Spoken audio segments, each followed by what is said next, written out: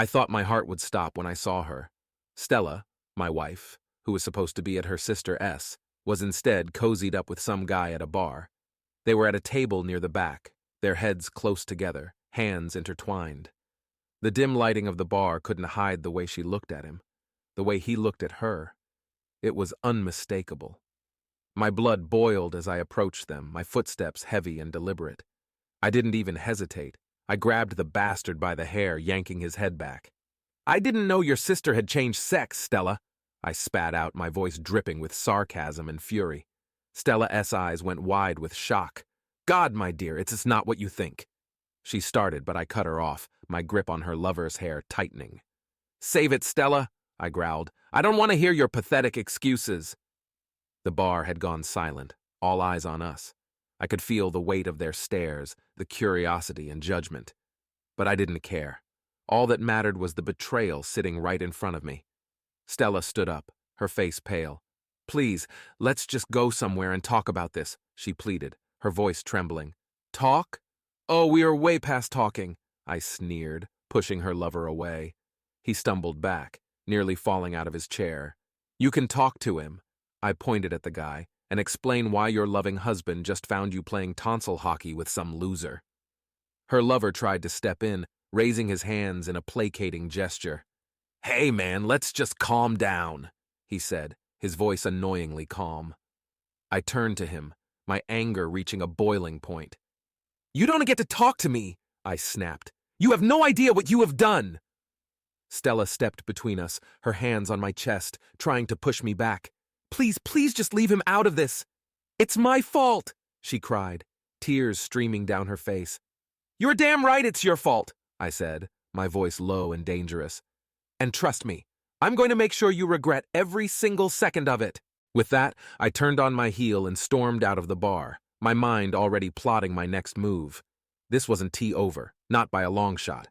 Stella thought she could play me for a fool, but she had no idea who she was dealing with. I was going to make her pay, and pay dearly. As I drove home, my mind raced with thoughts of revenge.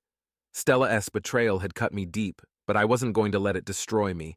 No, I was going to take control of this situation and turn it to my advantage. She'd regret ever crossing me. And her lover? I didn't go straight home. Instead, I drove around, my thoughts a chaotic mess. How long had this been going on?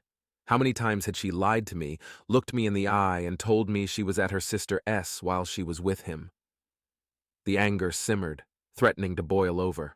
I pulled over at a quiet park and took a deep breath. I needed to think clearly, to plan my next steps. This wasn't just about confronting her. This was about making sure she felt every ounce of the pain she had inflicted on me. When I finally walked through the front door, Stella was sitting on the couch, her eyes red and puffy. She looked up as I entered, her expression a mix of fear and remorse. "Please, let me explain," she started, her voice breaking. I held up a hand to silence her. "I don't want to hear it," I said coldly. "Pack your bags. You're leaving." She stared at me, wide-eyed. "What? No, we need to talk about this." "There is nothing to talk about," I snapped. "You made your choices. Now you deal with the consequences." "But where will I go?" she pleaded. "I don't care," I replied. "You can go to him for all I care. You certainly seemed close enough tonight." Stella sobbed, but I steeled myself against her tears. "Please, just give me a chance to explain. It's not what you think." "Oh, it is exactly what I think," I retorted. "You were supposed to be at your sister S, but instead you were at a bar with your lover. How long has this been going on, Stella? How many times have you lied to me?" She shook her head, tears streaming down her face. "It's not like that. I didn't mean for it to happen." "Spare me your excuses," I said, my voice hard. "Pack your things and get out." She sat there for a moment as if hoping I might change my mind. When I didn't, she stood up slowly and walked to the bedroom. I followed her, watching as she pulled a suitcase from the closet and started throwing clothes into it. "I'll stay at a hotel tonight," she said quietly. "We can talk tomorrow when we've both calmed down." "Don't bother," I replied. "There won't be any talking tomorrow. As far as I am concerned, we are done." She paused, looking at me with those tear-filled eyes. "Please, don't do this. We can work through this. I love you. You should have thought about that before you decided to cheat," I said coldly. Love? You don't even know the meaning of the word. I left her to pack and went to the living room, my mind racing with plans. This wasn't just about throwing her out. I needed to make sure she understood the gravity of her actions, to feel the pain and humiliation I felt. And her lover? He wouldn't get away unscathed either. Stella emerged from the bedroom, her suitcase in hand. She looked at me one last time, hoping for a reprieve. "I'm sorry," she whispered. I didn't respond, just watched as she walked out the door. The moment it clicked shut behind her, I felt a strange mix of relief and determination. The wheels of my revenge were set in motion, and there was no turning back now. The house was eerily silent after Stella left. I stood in the middle of the living room, trying to make sense of the chaos that had become my life. I needed a plan, and I needed it fast. The first step was to gather evidence. If I was going to make her pay, I needed proof. I sat down at my computer and started digging. Social media, phone records, anything I could get my hands on. I wasn't sure what I was looking for, but I knew I'd recognize it when I saw it. After what felt like hours, I found my first piece of evidence, a series of messages between Stella and her lover, David. The messages were nauseatingly sweet, full of pet names and plans to meet up. My stomach churned as I read them, the words blurring together. It was clear this wasn't a one-time fling. They'd been seeing each other for months, right under my nose. I saved the messages and continued my search. Bank statements, emails, anything that could paint a clearer picture of their betrayal. By the time I was done, I had a small mountain of evidence. It was time to put it to use. The next day, I called a lawyer. I needed to know my options, to understand how I could use this evidence to my advantage. The lawyer, a no-nonsense woman named Linda, listened patiently as I laid out my story. "You've got a solid case for infidelity," she said, glancing through the documents ID brought. "But if you really want to make her pay, you'll need more than just a divorce." "What do you mean?" I asked, leaning forward in my seat. "Financially, emotionally, socially. You need to hit her where it hurts," Linda explained. "We can start by freezing your joint accounts, cut off her access to your money. Then we'll file for a fault-based divorce, citing adultery. It'll give you the upper hand in any settlements." I nodded, my mind racing with possibilities. What about her lover? David. We'll need to find out more about him. If he is married, we can inform his wife. If he has a job, we can let his employer know about his affair with a married woman. There are ways to make him regret his involvement. I felt a surge of satisfaction. This was exactly what I needed. Let us do it. Over the next few days, I followed Linda S.'s advice to the letter. I froze our accounts, ensuring Stella would have to rely on her lover for financial support. I filed for a fault-based divorce, and I started digging into David S.'s life. It didn't take long to find out that David was indeed married. His wife, Karen, was a sweet-looking woman with 2 young kids. I felt a pang of guilt as I thought about how this would affect her, but it was overshadowed by my desire for revenge. I called Karen, my hands shaking slightly as I dialed her number. She answered on the 3rd ring, her voice warm and cheerful. "Hello?" "Hi, Karen. My name is Mark. I need to talk to you about your husband, David." There was a pause on the other end of the line. "What about him?" "I think you should know that he's been having an affair with my wife." The silence was deafening. When Karen finally spoke, her voice was barely above a whisper.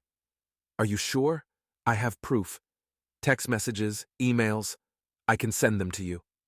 "Please," she said, her voice trembling. "Send them to me."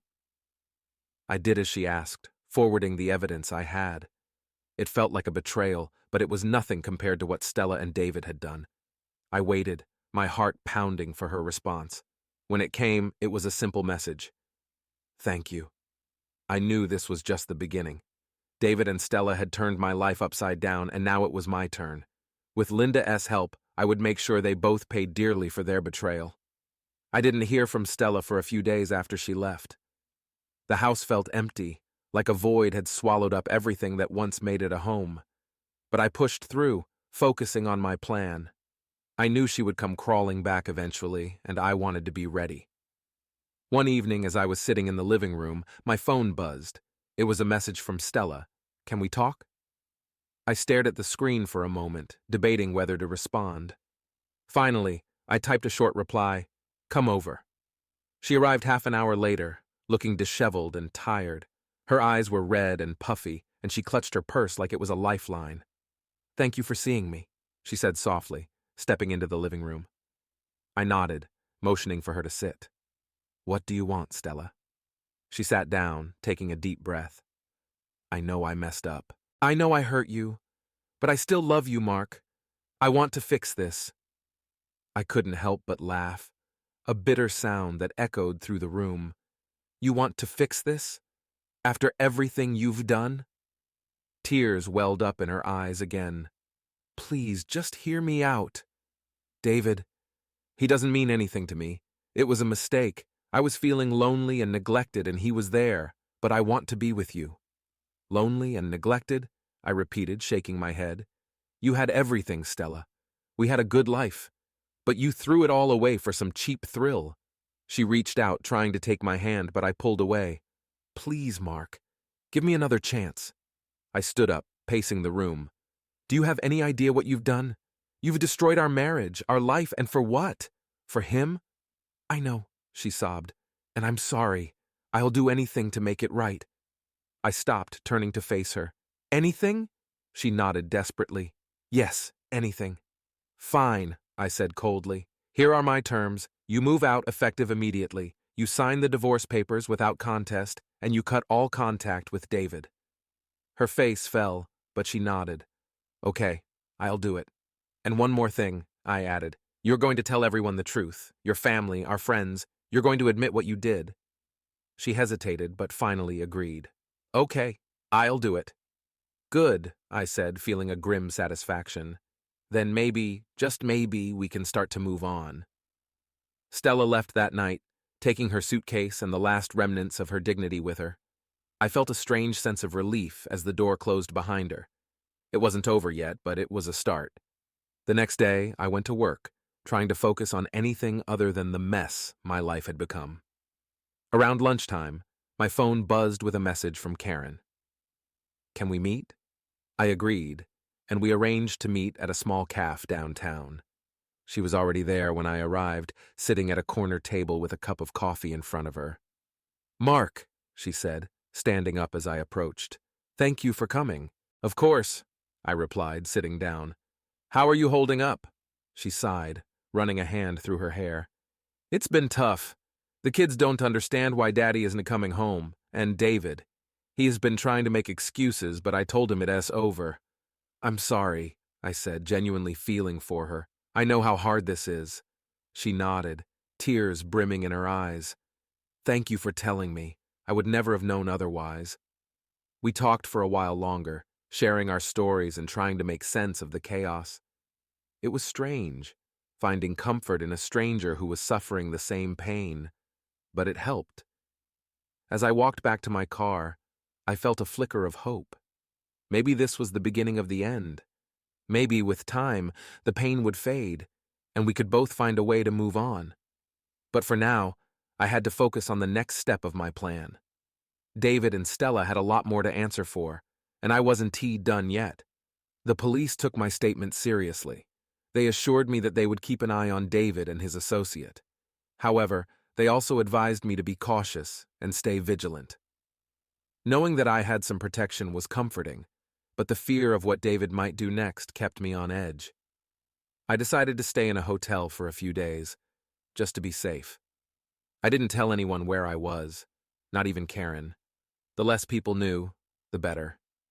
From my temporary hideout, I kept tabs on David and Stella, waiting for the right moment to strike back. One evening, I received a call from an unknown number. I hesitated, but answered anyway. "Mark, it's Linda," the voice on the other end said. "I have some news." "What is it?" I asked, my heart pounding. "I've been digging into David S.'s background," she explained. "It turns out he's been involved in some shady business dealings. If we can expose this, it'll ruin him." A smile crept across my face. "Perfect. What do you need me to do?" "Meet me tomorrow at my office," Linda said. "We'll go over everything." The next day, I met with Linda. She laid out a plan to gather more evidence against David. It involved some risky moves, but I was ready. This was my chance to turn the tables on him. "One more thing," Linda said as I was about to leave. "I think you should consider getting a restraining order against Stella and David. It won't stop them entirely, but it will make it harder for them to get close to you." I nodded. "I'll do it." With the plan in motion, I felt a renewed sense of purpose.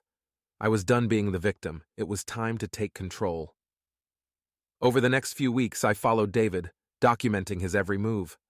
I managed to gather enough evidence of his illegal activities to build a solid case. It was dangerous work, but it paid off.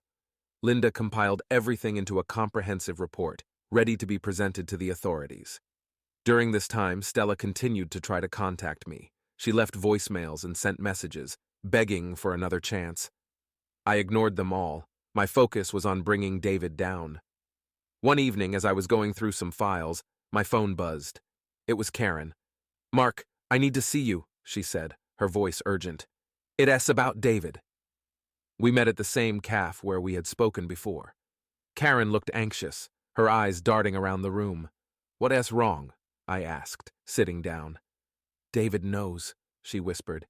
"He knows you're building a case against him. He is furious. I think he's planning something tonight." My blood ran cold. "Do you know what he's planning?" She shook her head. "No, but he has been making calls all day. I overheard him saying something about finishing it once and for all." I took a deep breath, trying to stay calm. "All right, I'll go to the police and let them know. Thank you for telling me, Karen."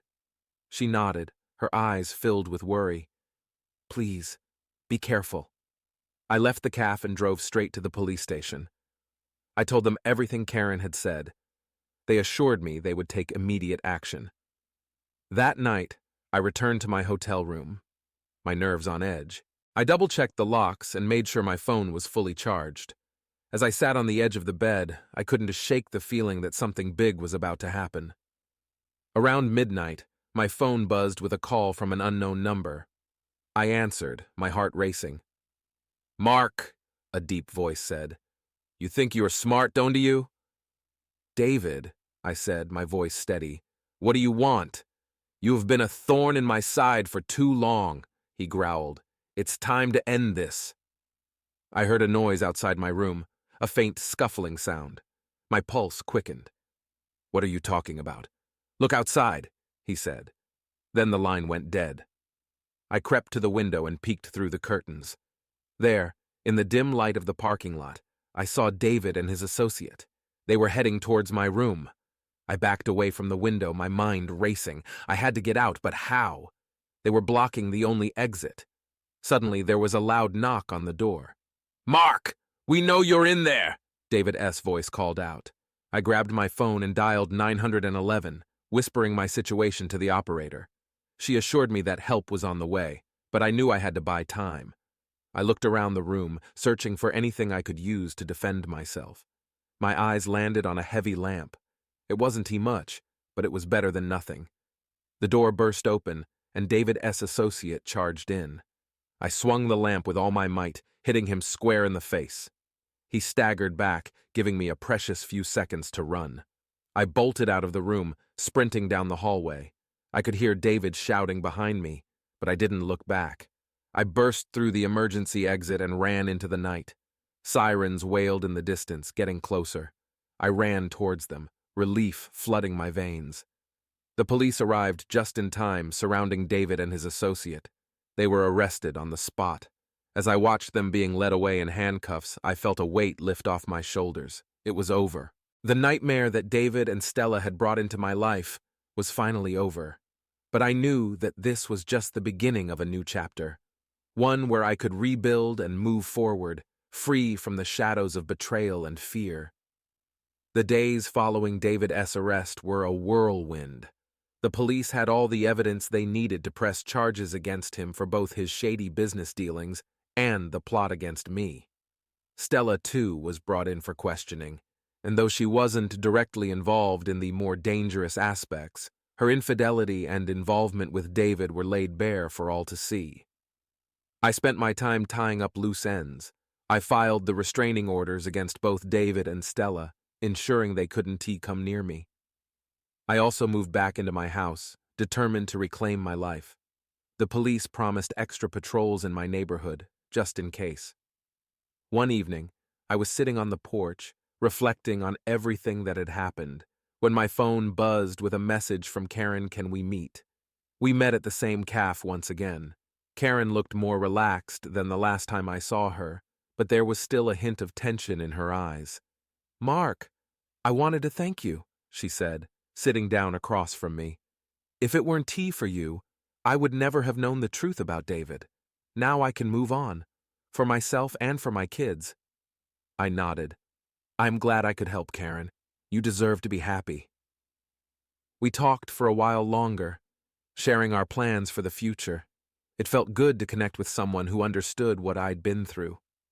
As we said our goodbyes, I felt a sense of closure. The past was finally behind me. Back at home, I focused on rebuilding.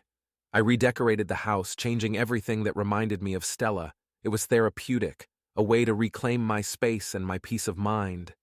Slowly, the house began to feel like my own again. A few weeks later, I received a call from Linda. Mark, I have some good news, she said. David has been convicted. He's going away for a long time. Relief washed over me. Thank you, Linda, for everything.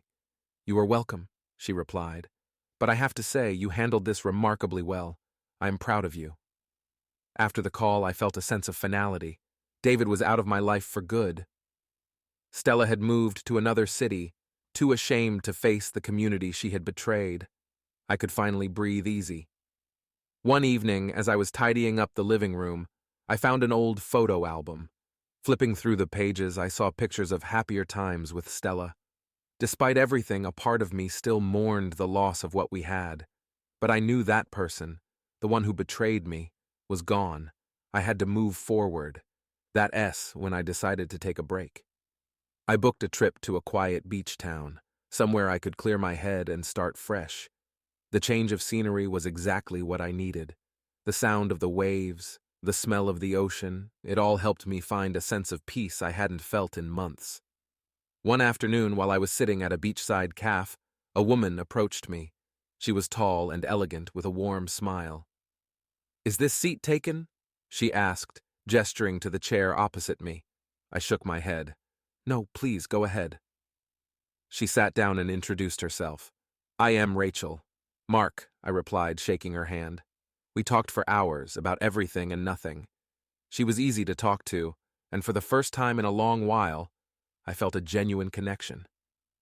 As the sun set, casting a golden glow over the ocean, I realized that maybe, just maybe, I was ready to open my heart again. Rachel and I spent the rest of my trip together, exploring the town, sharing meals, and getting to know each other. It was refreshing to be with someone who had no ties to my past, someone who saw me for who I was now. When it was time to leave, we exchanged numbers and promised to keep in touch. As I drove back home, I felt a sense of hope. The wounds from Stella's betrayal were still there, but they were healing. And for the first time in a long time, I felt excited about the future.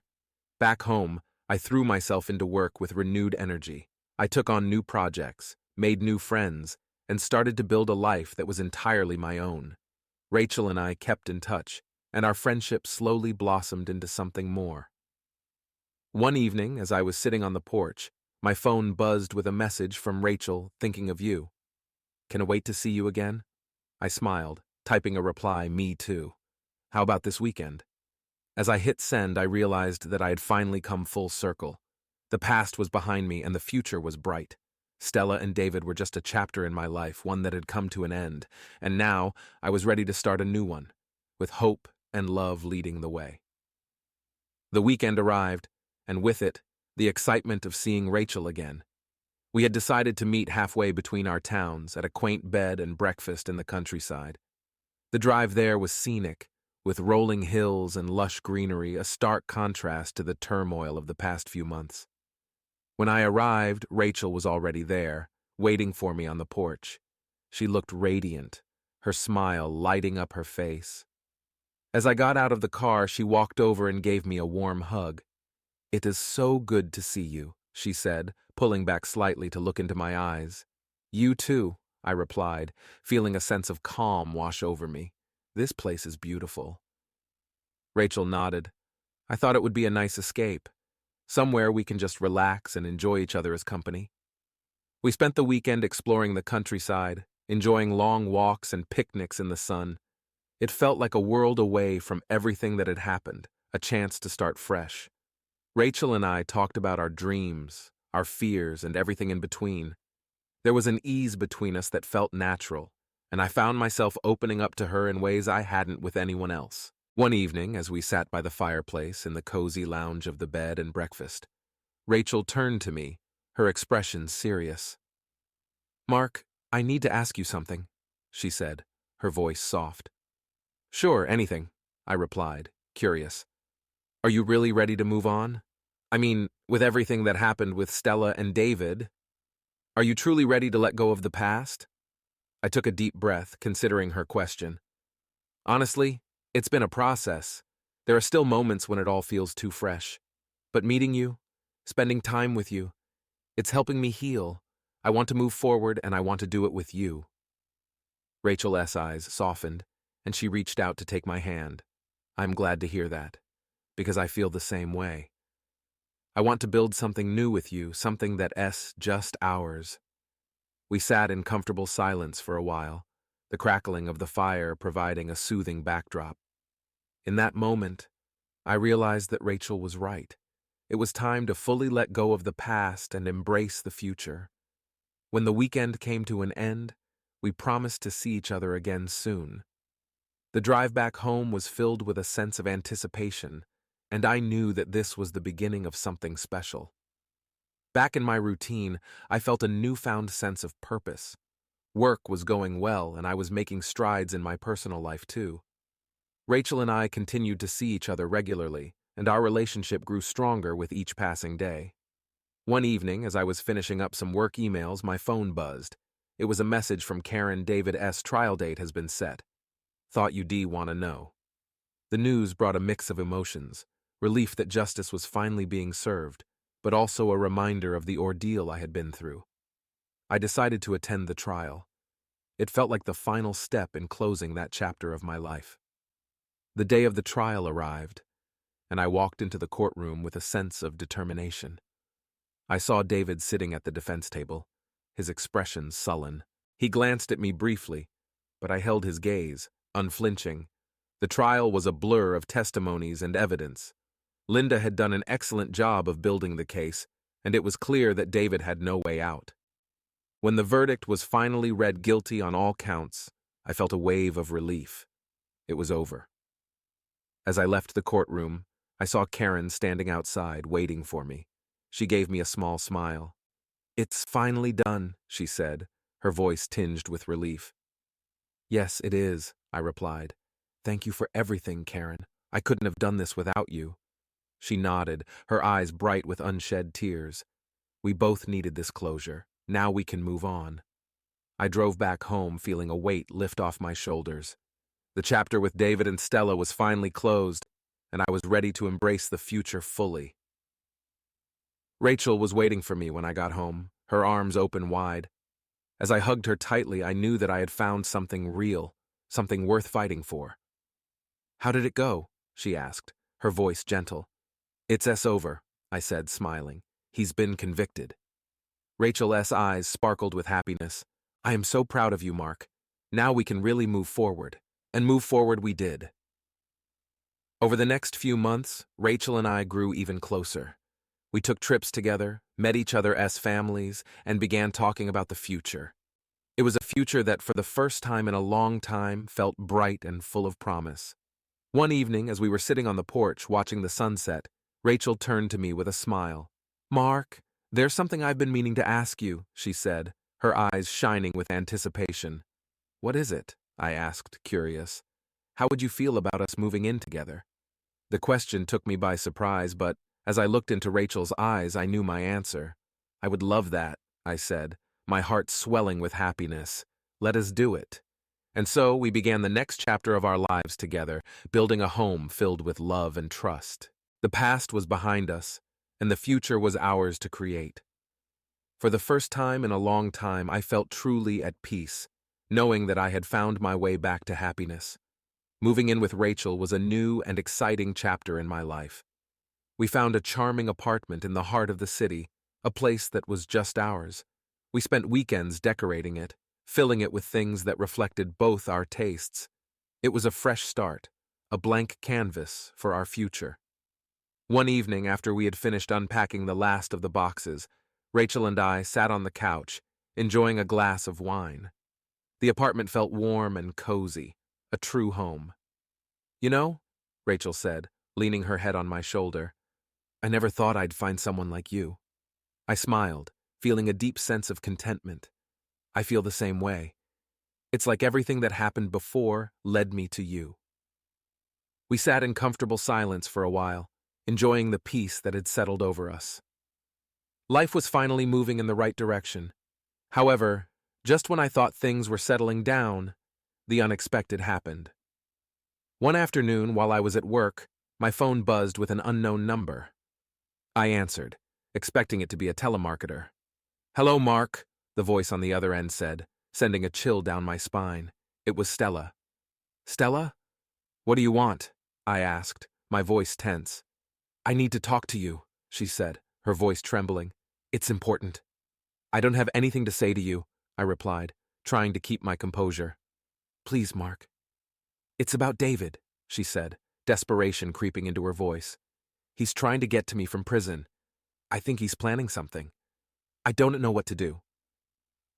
I hesitated. Part of me wanted to hang up and leave her to deal with the mess she had created. But another part of me knew that if David was involved, it could spell trouble for both of us. "All right, Stella," I said finally. "Meet me at the park in an hour. We'll talk." I hung up, my mind racing. I didn't tell Rachel about the call. She had been through enough already, and I didn't want to drag her back into the chaos. At the park, I saw Stella sitting on a bench, looking more fragile than I remembered. Her once vibrant demeanor was gone, replaced by a haunted look. "Mark," she said as I approached. "Thank you for coming." "Make it quick," I replied, standing a few feet away. "What's going on?" "David has been trying to reach me from prison," she said, her voice shaking. "He says he has people on the outside who will come after me if I don't help him." "Help him with what?" I asked, my patience wearing thin. "He wants me to smuggle something into the prison for him. I don't know what it is, but he says if I don't, he'll make my life hell. And I think he knows where you are too." My heart skipped a beat. The thought of David still having that kind of power was terrifying. "You need to go to the police," I said firmly. "Tell them everything." "I can she whispered, tears streaming down her face. "I'm scared, Mark. I don't know what to do." I sighed, rubbing my temples. "All right, here's what we're going to do. I'll talk to Linda and see if we can get you some protection, but you need to cut all contact with David. Do you understand?" She nodded, her eyes wide with fear. "Thank you, Mark. I don't deserve your help, but thank you." I left the park feeling uneasy. Stella's problems were her own, but if David still had reach from behind bars, it was a threat to both of us. I called Linda as soon as I got home, explaining the situation. "This is serious, Mark," Linda said. "We need to get a restraining order against David and make sure the prison authorities are aware of his threats." I agreed, and Linda promised to handle everything. It was a relief to have her on my side, but the whole situation left me feeling unsettled. That evening, I finally told Rachel about the call. She listened quietly, her expression thoughtful. "I am worried, Mark," she said when I finished. "What if he comes after you?" "I have taken precautions," I assured her. "Linda is handling it, and the police are involved. We'll be okay." Rachel nodded, but I could see the worry in her eyes. "I trust you. Just promise me you'll be careful." "I promise," I said, pulling her into a hug. "We'll get through this together." Over the next few weeks, things started to settle down again. Linda managed to get a restraining order against David, and the prison authorities were notified of his threats. Stella went into hiding, cutting all contact with David and anyone associated with him. Rachel and I continued to build our life together, finding joy in the little things. We cooked meals together, went on long walks, and talked about our dreams for the future. It felt good to focus on the positive, to build something meaningful and lasting. One evening, as we were sitting on the porch watching the sunset, Rachel turned to me with a smile. You know, Mark, I think we are going to be okay, she said, her eyes filled with warmth. I think so too, I replied, taking her hand in mine. We've been through a lot, but we've come out stronger on the other side. As the sun dipped below the horizon, casting a golden glow over everything, I felt a deep sense of peace. The past was behind us, and the future was bright. For the first time in a long time, I felt truly happy, knowing that I had found someone who loved and supported me through it all. And as Rachel and I sat there, basking in the warmth of the evening, I knew that no matter what challenges lay ahead, we would face them together. Life started to regain a sense of normalcy after the turmoil with David and Stella. Rachel and I continued to grow closer, building a life that was full of love and mutual respect. It felt like a dream, something I never thought I would have again after everything that had happened. One sunny Saturday morning, Rachel and I decided to visit the Farmer S Market. It was one of our favorite weekend activities, and it always brought a sense of community and joy. As we walked hand in hand, perusing the stalls filled with fresh produce, baked goods, and handcrafted items, I felt a deep contentment. I love days like this, Rachel said, squeezing my hand. It is the simple things that make life so special. I couldn't agree more, I replied, kissing her on the forehead. Let's get some fresh vegetables and make a nice dinner tonight. As we moved from stall to stall, filling our basket with goodies, I noticed a familiar face in the crowd. It was Karen. She waved and made her way over to us. Mark, Rachel, it's so good to see you both, she said, her smile genuine. Karen, it's great to see you too, I replied. How have you been? Much better, thanks to you, she said, glancing at Rachel. I have been able to move on and focus on my kids. We are doing well. I'm glad to hear that, Rachel said warmly. You deserve all the happiness. We chatted for a few more minutes before Karen excused herself to continue shopping. Seeing her doing well brought a sense of closure. It was a reminder of how far we had all come. That evening, Rachel and I cooked dinner together, using the fresh ingredients we had bought at the market. The kitchen was filled with laughter and the delicious aroma of roasted vegetables and herbs. As we sat down to eat, I couldn't help but feel grateful for how much my life had changed. Mark, Rachel said softly, reaching across the table to take my hand. There is something I want to talk to you about. Of course, what is it? I asked, squeezing her hand gently. I have been thinking a lot about us, about our future, she began, and I realized that I want to spend the rest of my life with you. I love you more than anything, and I can imagine my life without you. Tears welled up in my eyes as I listened to her words. Rachel, I feel the same way. You've brought so much joy and love into my life. I want to spend forever with you. Rachel smiled, her eyes shining. Then let us make it official. Mark, will you marry me? I was stunned, my heart swelling with love. Yes, Rachel, yes, I will marry you. We embraced, our hearts beating in unison. It was a perfect moment, one that I would cherish forever. The darkness of the past had been replaced by the light of our love. The next few weeks were a whirlwind of planning and excitement. We decided to have a small, intimate wedding with just our closest friends and family. It was a celebration of our love and the new life we were building together. On the day of the wedding, I stood at the altar, my heart pounding with anticipation. When Rachel walked down the aisle, she took my breath away. She looked stunning in her simple yet elegant dress, her smile radiating happiness. As we exchanged vows, I felt a profound sense of peace and fulfillment. We had both been through so much, but we had found each other, and that made everything worthwhile. I promise to love you, to support you, and to stand by your side through all of life's challenges, Rachel said, her voice steady and full of emotion. You are my rock, my best friend, and my soulmate. I love you, Mark. I promise to cherish you, to protect you, and to be the partner you deserve, I replied, my voice breaking with emotion. You have brought so much light into my life, and I am forever grateful. I love you, Rachel. With those words, we sealed our commitment to each other. As we kissed, our friends and family cheered, celebrating our love and the new beginning we were embarking on. The reception was filled with laughter, dancing, and heartfelt toasts. Karen and Linda were there, along with Rachel S. family and a few of our closest friends. It was a beautiful evening, one that I knew would be the start of a wonderful journey. As the night drew to a close, Rachel and I slipped away from the celebration to share a quiet moment together. We stood under the stars, holding each other close. "I can't believe this is real," I whispered, my heart overflowing with happiness. "It is real," Rachel replied, her eyes sparkling. "And it's just the beginning. We have a lifetime of adventures ahead of us." And so, with the past finally behind us, we looked forward to the future. A future filled with love, trust, and endless possibilities. Together, we would face whatever came our way, knowing that we had each other to lean on.